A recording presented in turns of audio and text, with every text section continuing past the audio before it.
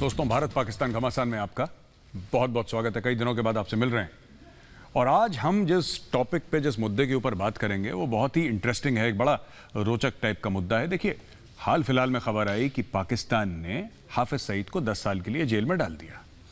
अब 10 साल के लिए जेल में तो डाल दिया हाफिज सईद को, ये लश्कर तैयबा वाला हाफिज सईद जो है, लेकिन क्यों डाला? क्या वो 26/11 के लिए डाला? क्या कश्मीर में जो कई हजार आतंकवादी उसने कार्रवाइयां करी हैं उसके लिए डाला? नहीं, उसको बोला कि साहब ये टेरर फाइनेंसिंग में इसका हाथ है। टेरर फाइनेंसिंग में इसका हाथ है। टेरर फाइनेंसिंग में इसका हाथ है यानी कि इसने कहीं से पैसा लिया है और इसने कहीं पे आतंकवादी गतिविधियां करी हैं। अब हम ये पूछेंगे कि हाफिज सईद ने, जो हाफिज सईद को आपने जेल में डाला, इसका मतलब कि पाकिस्तान मानता है कि हाफिज सईद टेररिस्ट है। पहली चीज, अभी तक तो उसको फ्रीडम फाइटर बोल रहे थे। और फिर हम और सवाल पूछेंगे, देखते हैं इनका क्या जवाब होता है हमारे पाकिस्तानी दोस्तों का। हम आपको इंट्रोड्यूस करवाते हैं अपने गेस्ट से। पाकिस्तान की तरफ से हमारे साथ हैं आरजू काज़मी साहिबा, बहुत बहुत स्वागत है आपका आरजू काज़मी जी। हमारे साथ हैं कमर चीमा साहब। कमर चीमा साहब, बहुत बहुत स्वागत है, मेरे बचपन के साथी हैं कमर चीमा साहब। और हमारे साथ हैं अब्दुल समाद याकूब साहब, पहली बार हमारी शो में आ रहे हैं। अब्दुल समाद याकूब साहब, बहुत बहुत स्वागत है आपका। A very warm welcome to you sir. India का पक्ष रखने के लिए, भारत का पक्ष रखने के लिए वैभव सिंह हैं, फाउंडर डिफेंसिव ऑफेंस। वैभव, आपका स्वागत है। याना मीरचंदानी है, कश्मीरी एक्टिविस्ट। याना, आपका भी बहुत बहुत स्वागत है। और थोड़े समय में हम एक्सपेक्ट कर रहे हैं कि major general GD Bakshi sir हमें ज्वाइन करेंगे और फिर जीडी बख्शी सर से भी हम बात करेंगे जब वो हमें ज्वाइन करते हैं। मैं सबसे पहले जाता हूं चीमा साहब के पास। तो चीमा साहब, आपको एज यूजुअल हम प्रायोरिटी देते हैं, देना पसंद करते हैं। चीमा साहब, एक बात बताइए, आप ये मसला क्या है? आपने किस जुर्म में हाफिज सईद को जेल में डाला? वो तो कल तक तो वो फ्रीडम फाइटर था, अब वो जेल चला गया। 26/11 के जुर्म में तो नहीं गया वो। कश्मीर में जो भी उसने करा है, आप लोग कहते हैं कि साहब वो तो आजादी की मुहिम है। अब उसको डाला गया है, जो पाकिस्तानी मीडिया रिपोर्ट कर रहा है कि साहब उसको डाला गया है जेल में टेरर फाइनेंसिंग की। तो जो टेरर फाइनेंसिंग के जुर्म में डाला है, तो मैं आपसे यह जानना चाहता हूं कि उसको किसने पैसा दिया और उसने किससे पैसा लिया? हाफिज सईद को किसने पैसा दिया? क्योंकि टेरर फाइनेंसिंग है ना साहब, किसी ना किसी ने फाइनेंसिंग करी है।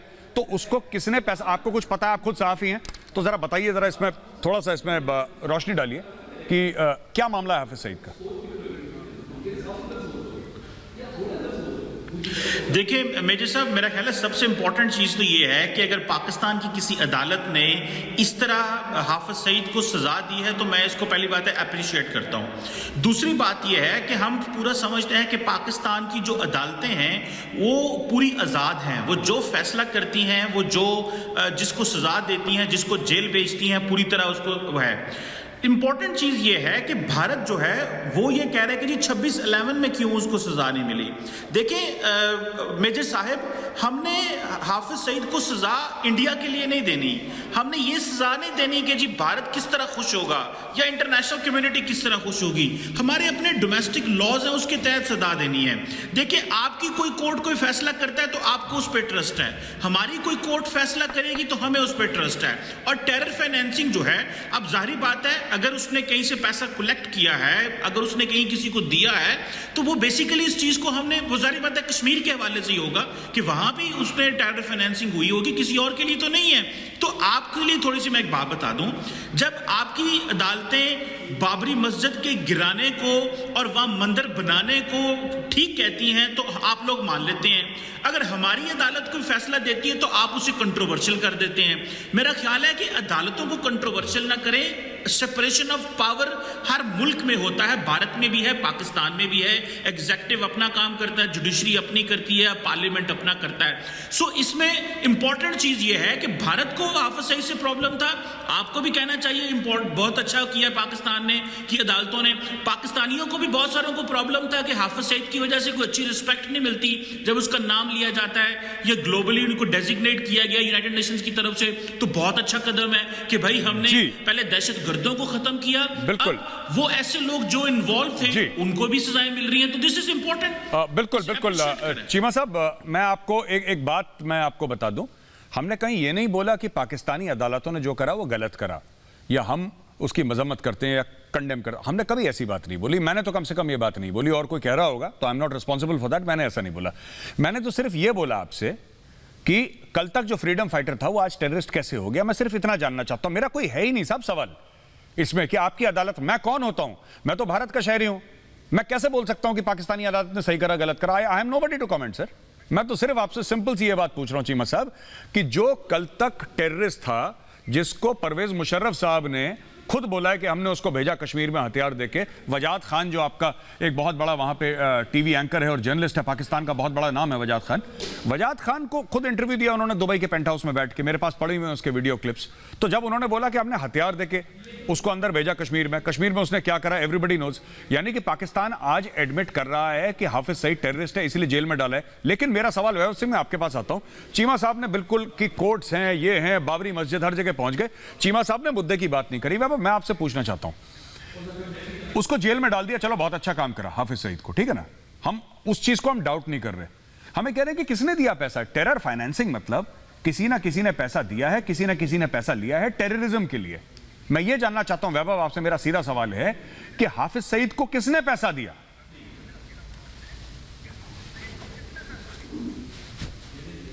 देखिए, ये कोई सीक्रेट नहीं कि हाफिज सईद को किसने पैसा दिया। पाकिस्तान के अंदर आप बिना आईएसआई के सपोर्ट के आप ऑपरेट नहीं कर सकते, ना सियासी तौर पे ऑपरेट कर सकते हैं, और टेररिज्म तो आप खैर कर ही नहीं सकते बिना उनकी मर्जी के। तो एक चीज़ मैं इनको, चीमा साहब को मैं बताना चाहता हूँ कि इन्होंने कहा कि हम इंडिया को या इंटरनेशनल कम्युनिटी को खुश करने के लिए हम लोगों को सजाएं नहीं देते।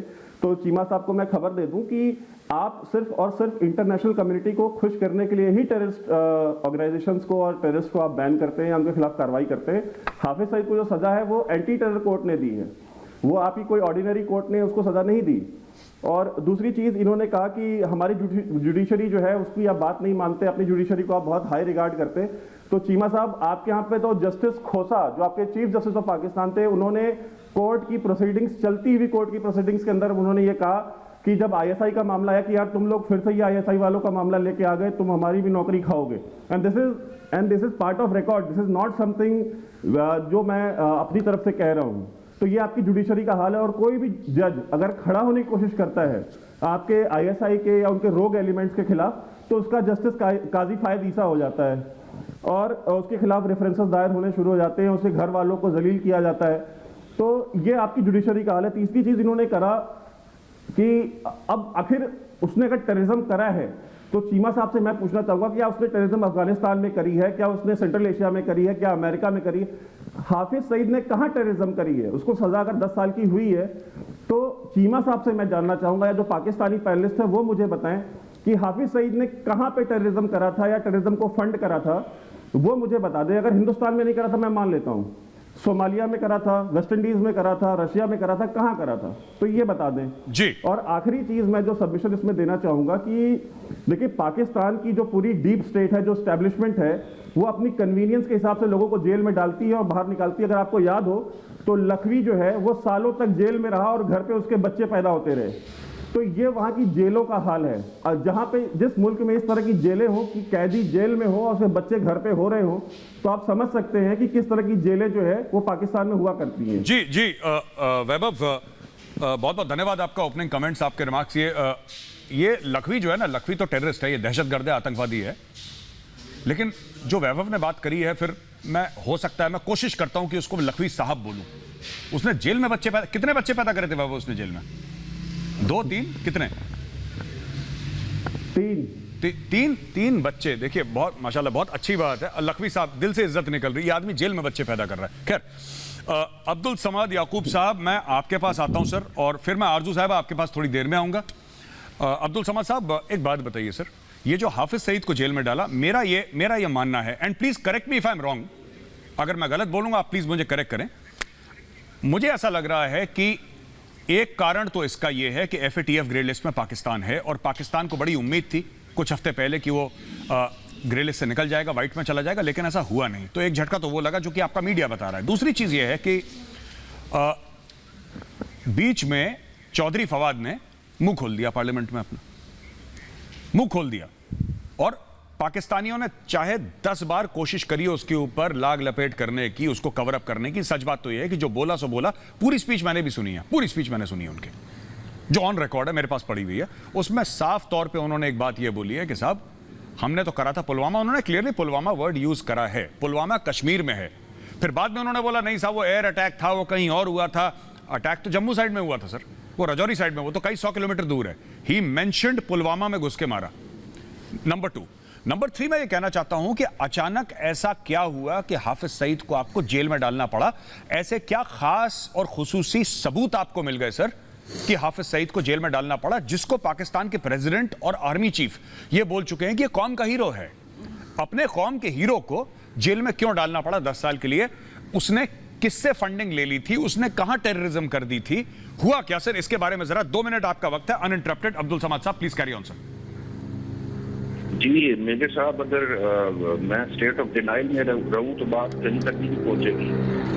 कुछ बातों को एक्सेप्ट कर लेना चाहिए। शायद इस पूरे पैनल में किसी का इंटरेक्शन में हाफिज सईद से पर्सनली इतना नहीं रहा होगा जितना मेरा पर्सनल इंटरेक्शन उनके साथ रहा है। हाफिज सईद का जो यहाँ पे ऑपरेशन थे वो एक फलाई नोयत के थे। वो फंड्स इकट्ठे करते थे, उनकी वो फलाई इंसानियत फाउंडेशन भी थी, इस तरह का। बट हमने जो जुडिशरी में एंटी टेररिस्ट फोर्स में जिस फैक्ट को एस्टेब्लिश किया या जिस प्रूव किया उसमें ये था कि जो फंड्स वो यहाँ से कलेक्ट कर रहे थे वो ज़कीउर रहमान नकवी को जा रहे थे। अच्छा, इनका इंडेक्सेस है, फ्रंट पे शो किया जाता है कि जो ऑपरेशन कश्मीर में हो रहे हैं वो लश्कर तैयबा कर रही है और जो पाकिस्तान में हो रहे हैं वो जमात दावा कर रही है। अब ज़कीउर रहमान का और हाफिज सईद का तो जो भी उनका आपस में रिश्ता है उसको डिनाई नहीं किया जा सकता। वो तो ओपनली हाफिज सईद एडमिट करता है कि ये हमारा आदमी है। अच्छा, दूसरे एंगल पर अगर देखा जाए तो ठीक है कि हमारी एक कोई डेकेड्स अगो या 20 साल पहले जब ये आज़ादी फ्रीडम मूवमेंट शुरू हुई थी, हमारी शायद स्ट्रेटेजिक पॉलिसी हो कि हमें इनको बैकअप सपोर्ट देनी है। बट लेटर जब ये जाके जब इस तरह का वर्ल्ड कम्युनिटी की तरफ से भी पड़ा तो हाफिज सईद वगैरह कहीं ये उनको ये फील होता है कि बेट्रेयल हुआ हमारे साथ, कि हमारे साथ भी धोखा हुआ है कि इन्होंने तो क्रैकडाउन, जब टेररिज्म को क्रैकडाउन करने की कोशिश की तो हम ये समझ रहे थे कि हम अफगान में अगर ऑपरेट नहीं कर रहे, इंडिया में ऑपरेट कर रहे हैं तो शायद ये हमें को डिस्काउंट दे देंगे। अब उनका जो हाफिज सईद का जो सेंटिमेंट है वो अब कहीं जाके एस्टेब्लिशमेंट के भी अगेंस्ट हो गया है कि हम तो यूज हो गए, या हम अगर फ्रीडम फाइटर्स को बैकअप सपोर्ट दे रहे थे अब तो इन्होंने बगैर डिस्क्रिमिनेशन के इन्होंने हमें भी धोखा दे दिया, हमें भी अरेस्ट कर लिया, इनके बहनोई को भी सजा हो गई, सब कुछ हो गया। तो लेकिन अगेन मुंबई अटैक्स में इसलिए नहीं दिया जा सकता था, ऑल्दो के सारे कनेक्शन जरूर मिलते थे, लेकिन अगेन फिर वही फर्क आ जाता है कि लश्कर तैयबा आजाद कश्मीर में ऑपरेट कर रही थी, कश्मीर में ऑपरेट कर रही थी, तो कोई कनेक्शन या कोई इनका कोई प्रूफ नहीं किया जा सकता, जो कि रेसिप्रोकल होता है। अगर मैं ये कहूँ कि हमारी जुडिशरी जो है वो आजाद फैसले देगी, ऑब्वियसली जो आपके अजमेर दरगाह में हुआ या स्वामी असीमानंदन जो अरेस्ट हुए, कन्फेस किया उन्होंने अजमेर दरगाह के ऊपर और समझौता एक्सप्रेस के ऊपर, मैं आपकी बात करूंगा जी बिल्कुल। तो उन्होंने उनकी कन्फेस स्टेटमेंट थी, उन्होंने कन्फेस किया, सीबीआई ने उनको अरेस्ट किया, एनआईए ने उनको चार्ज शीट किया, बट अगेन एक्विटल हो गया। 2 केसेस में उनका एक्विटल हो गया। देवेंद्र गुप्ता जो था जिसकी इंफॉर्मेशन के ऊपर, उसका भी एक्विटल हो गया। जी, तो कहीं ना कहीं जुडिशरी जो जुडिशियल फैसले भी रेसिप्रोकल होते हैं। जी जी बिल्कुल। अब्दुल समाद साहब बहुत बहुत शुक्रिया, पहली बार आप हमारे शो में आए हैं और मैं तारीफ करना चाहता हूं सर, वेरी वेल स्पोकन, आपने बड़ा बैलेंस्ड अपना व्यू दिया है। मैं चाहता हूं जनरल जीडी बख्शी सर के पास। जनरल जीडी बख्शी सर, अभी पाकिस्तान ये कह रहे हैं, अभी जैसे पाकिस्तान का जो नुमाइंदगी कर रहे हैं अब्दुल समाद साहब, ये पीटीआई के one of the founders of Pakistan Tehreek Insaf है सर, इमरान खान के साथ इन्होंने शुरू में पार्टी बनाई थी, फाउंडिंग मेंबर हैं पीटीआई के और काफी बैलेंस व्यूज देते हैं। इन्होंने ये बोला कि साहब एक टाइम पे ऐसा हुआ था कि जब हम लोगों ने ट्रेन करा था लोगों को, right, but now the assets have become a liability. तो सर कहीं आपको इसमें हिपोक्रेसी नजर नहीं आती कि जब तक इंडिया में खून बह रहा था तब तक हाफिज सईद फ्रीडम फाइटर था, पर जब पाकिस्तान में खून बहने लगा तो टेररिस्ट हो गया सर? मतलब हमारे बच्चे मरे हैं तब तक तो बहुत ही शानदार है कि इंडिया के बच्चे मर रहे हैं, पाकिस्तान में खरोच आ गई, किसी को डालो 10 साल जेल में, इसको डालो, ये सब। सर ये जरा मुनाफकत के बारे में थोड़ा सा हमें एक्सप्लेन करिए सर। देखिए, पाकिस्तान का जो पूरा एटीट्यूड रहा है, it has been riddled with hypocrisy. बड़े शरेआम पहले तो ये कहने में इनको बड़ा शौक लगता था, क्योंकि इनकी फौज कुछ कर नहीं पा रही थी। 4 बारी जो कोशिश करी तो मार खाई। 71 में आधा देश खो दिया, कारगिल में मुंह की खानी पड़ी। तो ये समझ गए कि साहब फौजी तरीके से तो होगा नहीं, एक मात्र जो तरीका इनके पास है वो है टेररिज्म का तरीका।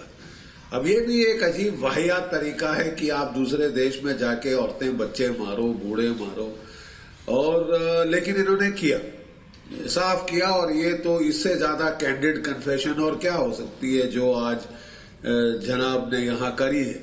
पीटीआई के जो बड़े सीनियर फाउंडर मेंबर हैं, द सिंपल फैक्ट इज कि इनको हिलरी क्लिंटन ने कहा था कि अगर आप सांप पिलाओ, सांपों को दूध पिलाओ, सपोलों को दूध पिलाओ, अपने बैकयार्ड में पालो, तो वो एक दिन आपको भी काटेंगे।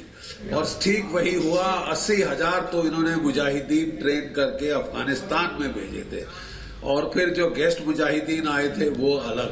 तो 1,00,000-1.5 के ऊपर तो इन्होंने थ्रो किए थे into the asymmetric conflict in Afghanistan. उसके बाद बड़ी महारत हासिल हो गई आईएसआई की, और उन्होंने ज्यादा से ज्यादा सामान और असला डाइवर्ट करना शुरू किया towards the asymmetric campaign in Kashmir. अब साहब इनको उल्टे बांस बरेली को हो गया, क्योंकि कई तंजीमें उनमें से बागी हो गई, खासकर जो अफगानिस्तान में ऑपरेट कर रही थी, और उन्होंने इनको टारगेट करना शुरू किया, इनकी फौज को टारगेट करना शुरू किया। दुनिया का दबाव पड़ा, टेररिज्म की एक्सेप्टेबिलिटी बिल्कुल खत्म हो गई, खासकर 9/11 के बाद। और दबाव पड़ने पे ये बड़ी क्लेफ्ट स्टिक में पड़ गए साहब कि कैसे करें, थूके या निगले। और ये तमाशा पाकिस्तान का अब दुनिया के सामने है। ये ढकोसला करते हैं एक्शन लेने का। जेल में भी हाफिज सईद कई बार जा चुके हैं जनाब, और पूरी फैसिलिटीज उनको वहां मुहैया थी। जाकिर रहमान लखवी तो बाप बन गए बच्चों के अपनी प्रिजन में बैठे बैठे। कमांड पोस्ट खोल रखा था प्रिजन के अंदर लखपत जेल में, वहां से ऑपरेशन कंडक्ट कर रहे थे थुराया।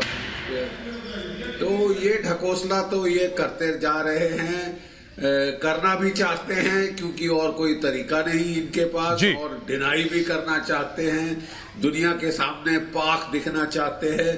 तो ये चलेगा नहीं साहब, क्योंकि बहुत देर this contradictory behaviour cannot last, has gone on long enough. जी आरजू काज़मी साहिबा, आपने सुना जनरल साहब के क्या कमेंट्स थे जनरल जीडी बख्शी सर के। मैं आरजू जी आपसे अलग एक बात पूछना चाहता हूं। हमने देखा कि कारगिल में जब कारगिल की लड़ाई हुई थी उसके भी वीडियो प्रूफ्स, और हमारे नहीं, उसमें अल जजीरा, बीबीसी और भी काफ़ी हैं बाहरी जो so called quote unquote neutral agencies हैं, उनके हैं कि पाकिस्तान ने अपने जो जवान थे उनको एक्सेप्ट नहीं करा। जनरल जीडी बख्शी सर यहाँ पे बैठे हैं, ही इज लिविंग प्रूफ, इन्होंने तो लड़ाई लड़ी तो उनको पता ही है। उन्होंने एक्सेप्ट नहीं करा। 1971 में भी जैसलमेर के पास एक जगह है जहां पे इंडियन आर्मी ने 51 या 52 पाकिस्तानी जवानों को प्रॉपर नमाज जनाजा पढ़ के मिलिट्री सैल्यूट देके उनको बरी करा है। वो पिलर नंबर भी है एक जैसलमेर के आगे, वो तनोट माता का मंदिर है उसके आगे, वहां पे बरी करा है। वो जगह मैंने खुद देखी है, मैंने कवर भी करा था उस जगह को। तो आपने अपने फौजी एक्सेप्ट नहीं करे, कारगिल में भी नहीं करे, आज आप अपने टेररिस्ट को भी एक्सेप्ट नहीं कर रहे। कन्वीनियंस वाली बात है ना। जब तक हाफिज सईद इंडिया में खून बहा रहा था तब तक बहुत अच्छा था, इट वाज फैंटास्टिक कि साहब बहुत अच्छा करा, हिंदुस्तानियों को मारा, बहुत अच्छा करा, कश्मीर में धमाके करे, बहुत अच्छा करा, छुप के मारा 4 इनोसेंट लोगों को। लेकिन अब मैं वही चीज बार बार पूछ रहा हूं, अगर इसको टेरर फाइनेंसिंग यानी कि हाफिज सईद को अगर टेरर फंडिंग या टेरर के लिए, दहशतगर्दी के लिए, आतंकवाद के लिए उसने पैसे लिए हैं और पैसे दिए हैं, और इस चीज को लेकर उसको 10 साल की जेल सुनाई है, चलिए बढ़िया बात है, अच्छी बात है, लेकिन उसने किससे पैसे लिए और किसको पैसे दिए ये तो बताइए। हमने तो दिए नहीं उसको पैसे कि हमसे पैसे लो और हमारे ऊपर हमला कर लो कुछ कुछ, तो उसको पैसे किसने दिए?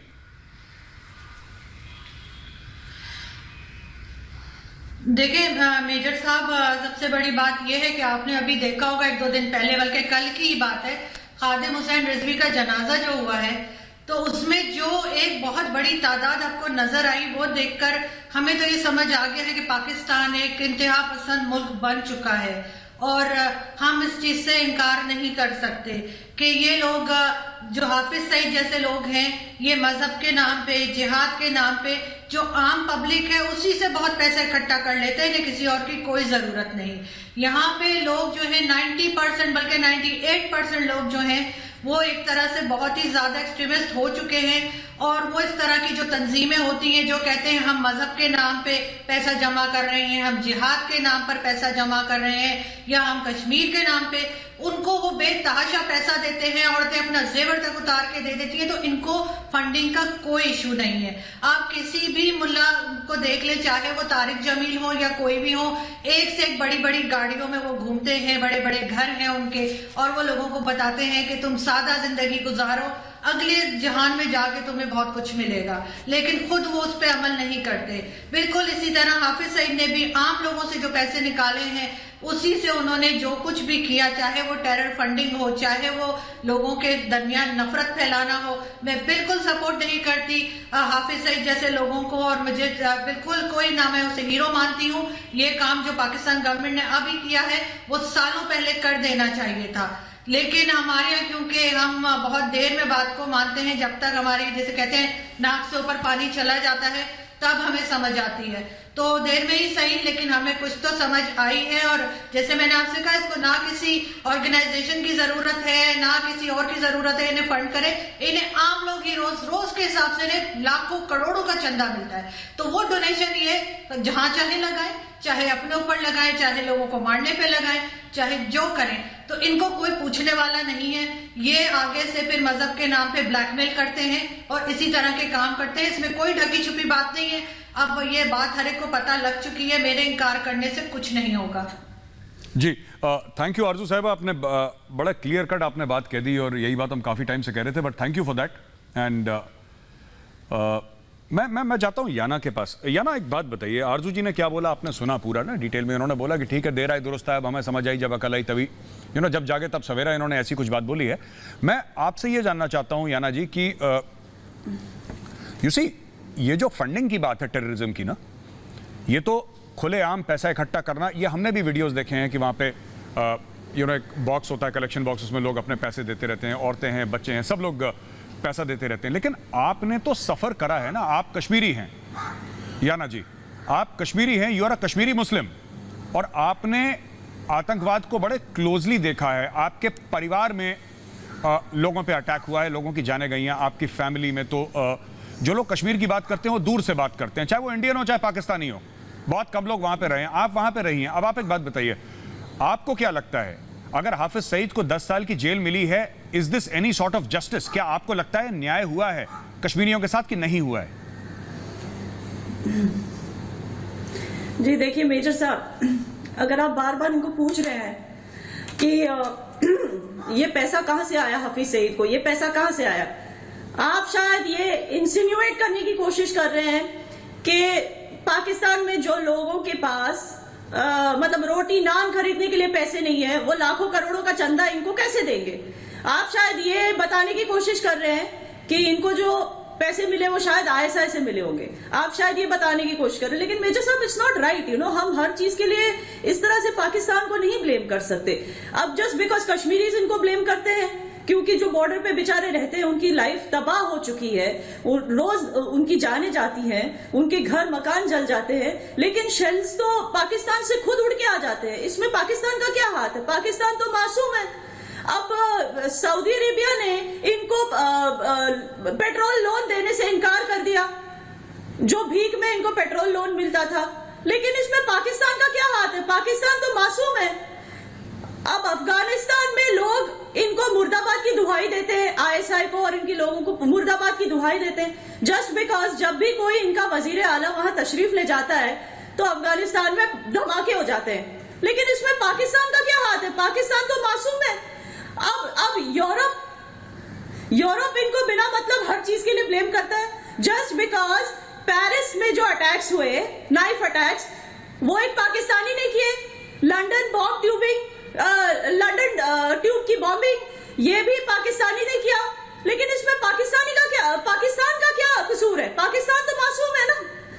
अब इस सब के चलते दुबई में शायद किसी माँ ने अपने रोते हुए बच्चे को बोल दिया होगा कि बेटा चुप हो जा वरना पाकिस्तानी यहाँ आके फट जाएगा।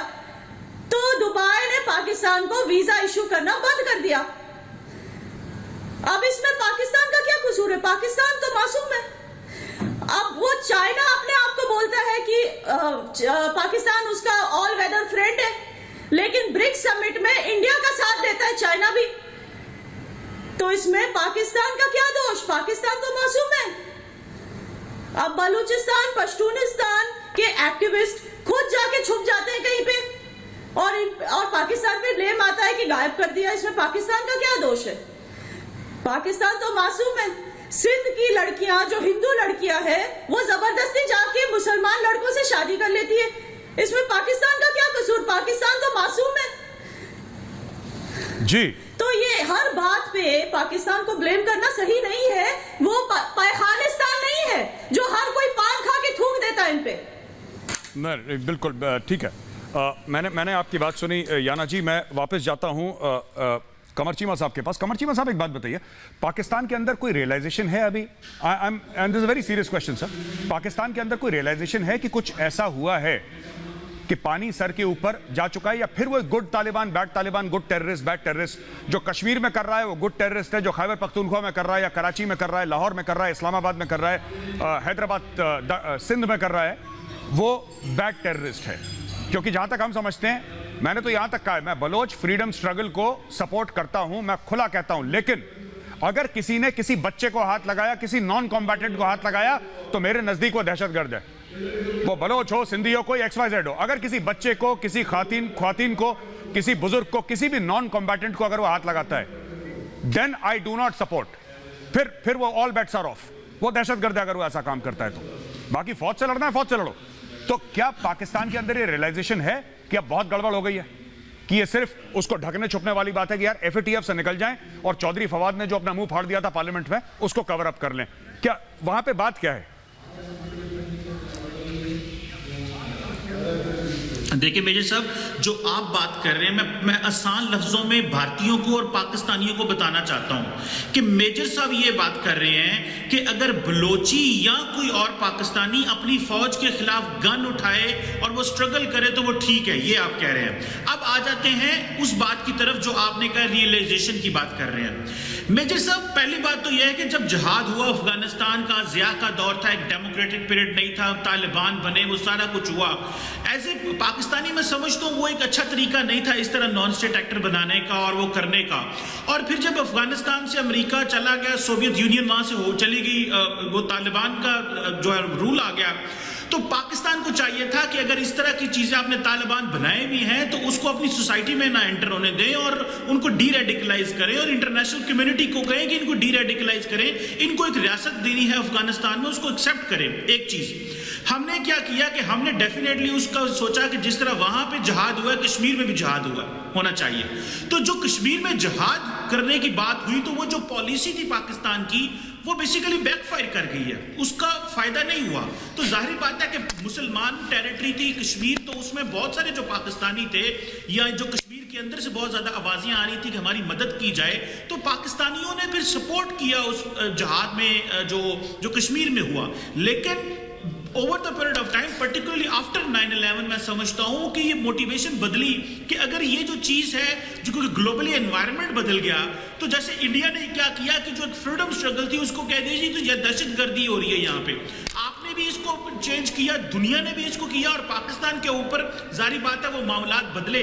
सो मेरा ख्याल है रियलाइजेशन इस तरह है कि हमें कश्मीर के स्ट्रगल को political, diplomatically and morally support करना चाहिए, लेकिन जो माजी में हमने जो हुआ है वो बेसिकली एक कोई लॉन्ग टर्म स्ट्रेटेजी नहीं थी, उसका कोई फायदा नहीं हुआ, और स्टेट को हर 5 साल बाद, 3 साल बाद सोचते रहना चाहिए था कि भाई इस तरह की चीज नहीं करनी चाहिए। मैं नहीं चाहता कि इंडिया में कोई बंदा उठ के इंडियन फौज को मारे, लेकिन आप जो बात करें मेजर साहब के पाकिस्तानी जो बलोच हैं उठ के पाकिस्तानी फौज को मारे, मैं इसको कंडेम भी करता हूं, और मैं समझता हूं कि इसको इस तरह के रवैयों को प्रमोट नहीं करना चाहिए। इसीलिए तो फिर कुलभूषण यादव पकड़ा जाता है, इसीलिए तो पाकिस्तान डॉसियर देता है, इसीलिए तो पाकिस्तान अफगानिस्तान में कह के आए इमरान खान, वहां गए और कह के आए हैं कि इंडिया को अपनी जमीन सरजमीन इस्तेमाल न करने दें। इसीलिए तो चाइना ने परसों स्टेटमेंट दिया है कि जो चाइना पाकिस्तान इकोनॉमिक कॉरिडोर पे जो भारत जो वहां पे दहशतगर्दी करना चाह रहा है, हम उसको कंडेम करते हैं। सो मेजर साहब, इसमें अगर आप हमारी फौज को मरवाएंगे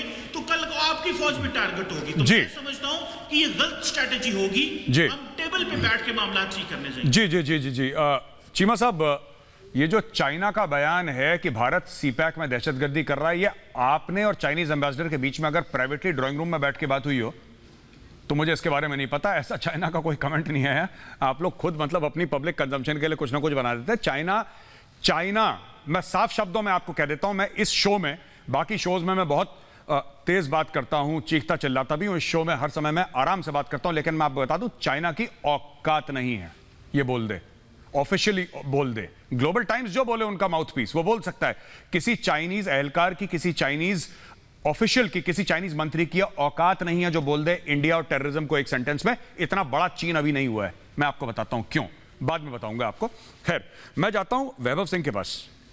वैभव दोस्त, इफ एंड बट के साथ मैं ये क्या सुन रहा हूं आज हमारे जो पाकिस्तानी गेस्ट है, मैं क्या सुन रहा हूं कि साहब ये गलत हो गई, पॉलिसी रिव्यू करना चाहिए था। ये क्यों हो रहा है?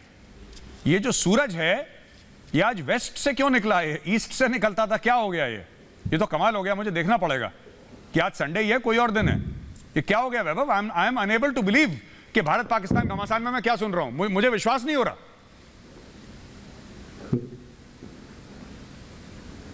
देखिए, सबसे पहले तो मैं तो एक तो थक गया हूँ पाकिस्तानियों को समझा के कि बलोची जो है, बलोची एक लैंग्वेज है, एथनिसिटी जो है वो बलोच होती है। तो सबसे पहले ये समझ जाइए, अफगानी एक करेंसी है, अफगान एक एथनिसिटी है। तो इन चीज़ों को ये समझ जाए, इनके साथ बहुत बड़ी प्रॉब्लम है। 70-72 साल में ये इतनी सी बात नहीं समझे और ये बताते हैं कि बलूचिस्तान जो है कि वो पता नहीं पाकिस्तान का अटूट अंग है या क्या है।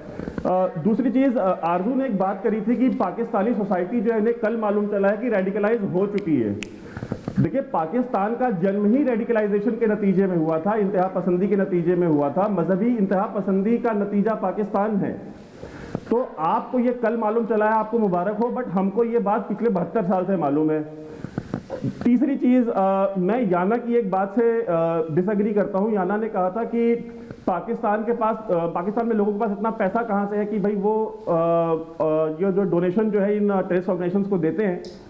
मैं ये बताना चाहता हूँ कि पाकिस्तान की जो सोसाइटी है उसमें रेडिकलाइजेशन इस लेवल पे है कि लोगों को अगर अपने गुर्दे और किडनी बेच के जिहाद के लिए पैसा देना हुआ तो भी वो देंगे। और इस चीज़ को हमारी हिंदुस्तान की जो आवाम है उसको समझना बहुत ज़रूरी है। ये पाकिस्तान की जो आवाम है उसका ये माइंडसेट है, ख़ास तौर पे जो पंजाब रीजन की जो पूरी आवाम है वो इसी तरीके से सोचती है। और इन्होंने कहा कि चाइना ने आरोप लगाया कि भाई भारत जो है सीपेक में आतंकवाद कर रहा है। झाओ लिजियांग जो कि पहले डिप्टी इंचार्ज थे इनके हाई चाइनीज़ एम्बेसी के, अब चाइनीज़ फॉरेन मिनिस्ट्री के स्पोक्स पर्सन हैं, चीमा साहब के बड़े अच्छे दोस्त हैं। तो मैं चाहूँगा चीमा साहब ज़रा मुझे एक वीडियो निकाल के दिखा दें कि जब वो पाकिस्तान में खुद मुकीम थे, क्या तब भी उन्होंने कभी भी कोई ऑफिशियल स्टेटमेंट दिया सीपेक पे इंडिया के इन्वॉल्वमेंट पे? एक भी स्टेटमेंट नहीं मिलेगा आपको। और इस तरह की cooked up stories live television पे हमें नहीं बनानी चाहिए। और आखिरी में जो आपने सवाल किया कि आप ये क्या सुन रहे हैं, तो मैं तो ये कहूँगा कि अभी तो ये शुरुआत है। अभी तो आपने तेल देखा है, तेल की धार नहीं देखी। अभी जब ये जैसे जैसे ये ब्लैकलिस्ट की तरफ जाते जाएंगे, आप इनके बदले बदले सुर और देखते हुए जाएंगे। पाकिस्तानी सोसाइटी की और वहाँ के जो अशराफिया है, वहाँ का जो इंटेलेक्चुअल है, उसकी ये खूबी है कि वो मौसम के हिसाब से बयान देता है। वो तालिबान जो कभी हीरो हुआ करते थे, वो तालिबान के खिलाफ बाबर इफ्तिखार ने प्रेस कॉन्फ्रेंस कर दी। वो जमातुल अहरार वाले जो कभी पाकिस्तान फौज के लिए काम किया करते थे, आज की डेट में वो उनके लिए विलन हो गए। तो इस तरह की बयानबाजियां आप सुनते रहेंगे, कल को ये फिर उनके हीरो हो जाएंगे। जी, इसमें कोई बड़ी चीज नहीं है। हाफिज सईद कल को फिर हीरो हो जाएगा। जी जी जी, बहुत बहुत शुक्रिया वैभव। पाकिस्तान का नेशनल कैरेक्टर है, जरूरत और पैसे के हिसाब से स्टेटमेंट देते हैं। जी, बहुत बहुत धन्यवाद वैभव आपका। मैं जाता हूं अब्दुल समद साहब के पास। अब्दुल समद साहब, एक बात मैं आपसे पूछना चाहता हूं सर। ये जो पूरी बात वैभव ने कही, और भी हमारे पैनलिस्ट हैं। अब्दुल समद साहब को जरा स्क्रीन पे लाइए, एक मिनट। जी जी, सर मैं आपसे ये पूछना चाहता हूं कि आपने बोला कि ये सब रेडिकलाइजेशन है, आरजू जी ने भी बोला, और कमर चीमा साहब तो वही वो इफ एंड बट वाली बात करते हैं, वो थोड़ा सा ना वो बीच में लेकर चलते हैं अपना बैलेंस आउट करने के लिए। मैं आपसे ये पूछना चाहता हूं सर कि आपको क्या लगता है, आपका पीटीआई से डायरेक्ट ताल्लुक है, राइट? पीटीआई के फाउंडर में पीटीआई पाकिस्तान तहरीक इंसाफ इमरान खान की जो पार्टी है, जो इमरान खान उसको लीड करते हैं, लेकिन पीटीआई के तो कई लोग अभी भी बात करते हैं सर, खुलेआम बात करते हैं कि कश्मीर में जिहाद, कश्मीर में जिहाद। कोई ये बात नहीं कहता कि साहब कश्मीर में जितना जिहाद की बात करते हैं उतना तो डिप्लोमेसी की बात ही नहीं करते। आप इंडिया से ना एंगेज करें ना सर, कोई बात नहीं, आप वर्ल्ड पावर से एंगेज करें, लेकिन ये पीटीआई एक तरफ आपकी कोर्ट्स, और मैं समझ रहा हूं कि आपकी कोर्ट्स इंडिपेंडेंट हैं, राइट सर, लेकिन कोई ना कोई तो होगा जो पब्लिक प्रोसिक्यूटर होगा सर, कोई ना कोई तो होगा जिसने सरकार की तरफ से कोई ना कोई बयान, क्योंकि प्रूफ तो सारी सरकार के पास है, सिविलियंस के पास तो होती नहीं है, ये तो एजेंसीज के पास प्रूफ होती है उसके खिलाफ। मैं आपसे पूछना चाहता हूं सर कि क्या पीटीआई पार्टी के अंदर, पाकिस्तान तहरीक इंसाफ के अंदर भी ये बात है, ये अंडरस्टैंडिंग है, ये रियलाइजेशन है कि ठीक है हमें कश्मीर को आजाद कराना है, लेकिन मारकाट से नहीं कराना, हम डिप्लोमेसी और पॉलिटिक्स का गेम खेलेंगे, क्योंकि मारकाट से ये आप फिर अगले 70 साल तक करिए, किसी को कोई फर्क नहीं पड़ता sir. India has the ability to do this indefinitely. आप 72 साल से कर रहे हैं, 72 साल और करिए, इसका सिर्फ रिपरकशन पाकिस्तान में होगा, इंडिया में नहीं होगा इतना ज्यादा, क्योंकि कश्मीर आपके लिए सर एक बहुत बड़ा, जिसको कहते हैं कि एक बहुत बड़ी बात है। पाकिस्तान का बच्चा पैसे देने को तैयार है, जैसा वैभव ने बोला कि गुर्दा कलेजी देने को तैयार है, आपने बोला कश्मीर बनेगा पाकिस्तान, कश्मीरियों से नाता क्या, ला इलाहा इल्लल्लाह, ऐसा इंडिया में नहीं है। कश्मीर भारत का एक बहुत अहम हिस्सा है, बहुत रिस्पेक्टेड हिस्सा है, लेकिन ठीक है, मतलब इंडिया में 28 स्टेट हैं सर, और ये कश्मीर अब यूनियन टेरिटरी है। तो मेरा आपसे ये पूछना है कि आप इसके बारे में क्या समझते हैं, क्या पीटीआई के अंदर एक रियलाइजेशन है कि ऐसा कुछ हुआ है? देखिए, जो पीटीआई में तो कोई कम्युनिटी क्लब तो है नहीं, एक पॉलिटिकल पार्टी है जिसमें शिया भी है, सुन्नी भी है, बलोची भी है, हर तरह के लोग हैं। लेकिन मेरे लिए मैटर ये करता है कि प्राइम मिनिस्टर की या चेयरमैन पीटीआई की क्या स्ट्रेटेजी या पॉलिसी थी या उसकी सोच थी। तो प्राइम मिनिस्टर बनने से पहले तो आपने मल्टीपल टाइम उनके इंडिया में इंटरव्यू सुने होंगे, जो अगर पीस के वाले से और बाकी सारा कुछ। लेकिन अब जाके जब ये मोदी सरकार आई और फिर ये सर्जिकल स्ट्राइक्स हुए, तो एंटी इंडिया सेंटीमेंट तो नेचुरली पाया जाता है, बट कुछ लोगों को समझ आती है कि उसको किस तरीके से लेना है और कुछ लोगों को समझ नहीं आती। दूसरी बात ये कि मैं थोड़ा सा रिस्पॉन्ड करना चाहूंगा अपने दोस्त को, जब आप जब कह रहे थे कि ये एकदम अचानक क्या चेंज आया। नहीं, एकदम अचानक चेंज नहीं आया। ये जब स्ट्रेटेजिकली हम तालिबान को सपोर्ट कर रहे थे, तो आप लोग भी उधर नॉर्थर्न अलाइंस को, अहमद शाह मसूद को सपोर्ट कर रहे थे। तो स्ट्रेटेजिकली मिलिटेंट्स को सपोर्ट करना दोनों साइड से रहा है। हो सकता है कि हमारी तरफ से या हमारी सपोर्ट सक्सेसफुल रही हो। बहरहाल मैं अपनी बात को यहीं पे खत्म करूंगा कि ओवरऑल जो है पीटीआई में कोई इतना वो नहीं है। पीटीआई क्या, पूरा पाकिस्तान ये चाहता है कि पीस हो, तो अल्टीमेटली पीस की तरफ ही जाना पड़ेगा। जनरल जीडी बख्शी साहब, जनरल जीडी बख्शी सर, मैं ये क्या सुन रहा हूं सर, मैं पहली बार सर टोटली कंफ्यूज्ड हूं, टोटली। ये क्या कह रहे हैं पाकिस्तानी लोग? There is a tangible shift, at least on the face of it, sir. चेहरे के सामने, कम से कम चेहरे के सामने, पीठ पीछे क्या मुझे नहीं पता, बट चेहरे के सामने इंडियन टीवी चैनल पे ये कहना कि साहब we are taking a step back और ये कदम ठीक नहीं है। सर इसके ऊपर जरा रोशनी डालिए, हुआ तो हुआ कैसे ये?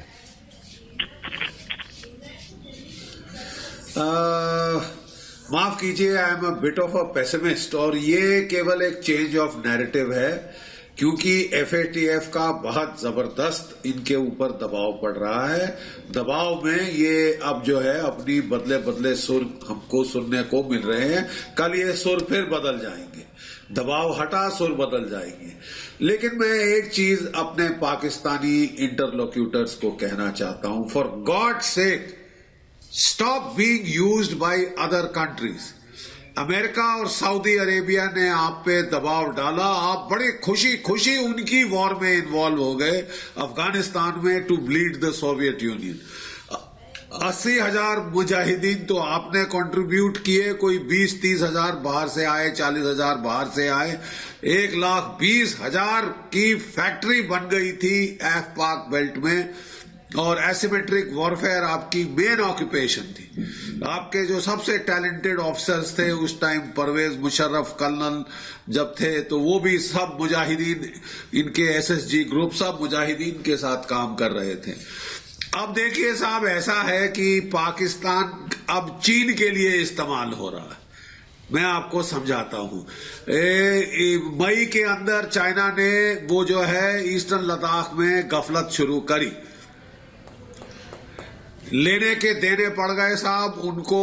उल्टे बांस बरेली को भारत की फौज ने मैच किया, रिटेलिएट किया, काउंटर इन्फिल्ट्रेट किया और उनको अच्छी तरह से आड़े हाथ ले लिया है। अब वो मुसीबत में पड़ गए हैं कि सर्दी के महीनों में -40 डिग्रीज में उनकी फौज करा रही है वहां पे। वन चाइल्ड फौज है ये, जो इकलौते बेटे बेचारे माँ बाप के, वो फंस गए हैं लद्दाख में। तो अब ये पाकिस्तान पे दबाव डाल रहे हैं कि तुम कुछ करो। देखिए, ये जो सारी कंट्रीशन हमने सुनी, सारी कंट्रीशन, सारे रिग्रेट की साहब बहुत गलत हुआ, ये हुआ, बात ये है कि ये अभी भी हो रहा है। 3 दिन पहले की बात है नगरोटा। गौरव प्लीज जरा हम भी गौर फरमाएं कि 3 दिन पहले नगरोटा किया है, और अगर हमारी फौज ने रोका नहीं होता, वो 26/11 जैसे बड़ी वारदात, कोई 150-200 कश्मीरी मारे जाते, औरतें बच्चे सब लोग। सर, ये 4 टेररिस्ट दहशतगर्द आए थे, 11 जीडी बख्शी सर, हमारा टाइम बिल्कुल खत्म हो चुका है सर। बहुत बहुत धन्यवाद सर आपको। मैं माफी चाहता हूं आपसे, मैं आपको बीच में काट रहा हूं। दोस्तों, आपने देखा पाकिस्तान किस तरीके से, पाकिस्तानी जो पैनलिस्ट हैं वो कह रहे हैं साहब अब जो हुआ गलत हुआ, पाकिस्तानी सोसाइटी रेडिकलाइज हो गई है, बहुत ज्यादा इंतहा पसंदी वहां पे आ गई है, रिलीजियस एक्सट्रीमिज्म वहां पे आ गई है, और सब के सब वहां पे रेडिकलाइज है वगैरह वगैरह। लेकिन जैसे जनरल जीडी बख्शी सर ने भी बोला कि साहब देखिए, बात यह है कि हाथी के दांत खाने की ओर और दिखाने की ओर हम नजर रखेंगे। हम चाहते हैं कि पाकिस्तान दहशतगर्दी बंद करे, लेकिन सबसे बड़ी चीज उसके लिए क्या है? सबसे बड़ी चीज यह है कि Pakistan good terrorist, bad terrorist, इसका फर्क बंद करे। जो कश्मीर में खून बहाए वो इनके लिए फ्रीडम फाइटर है, लेकिन जो पाकिस्तान में खून बहाए वो साहब विलेन है, वो गलत आदमी है। यह फर्क बंद करना पड़ेगा पाकिस्तान को, और अनइक्विवोकली टेररिज्म को कंडेम करना पड़ेगा। मेरा वक्त यहीं पर खत्म होता है। बहुत बहुत शुक्रिया। मैं मिलूंगा अगले हफ्ते आप सब लोगों के पास भारत पाकिस्तान घमासान में। तब तक के लिए मेरी टीम और मेरी तरफ से जय हिंद।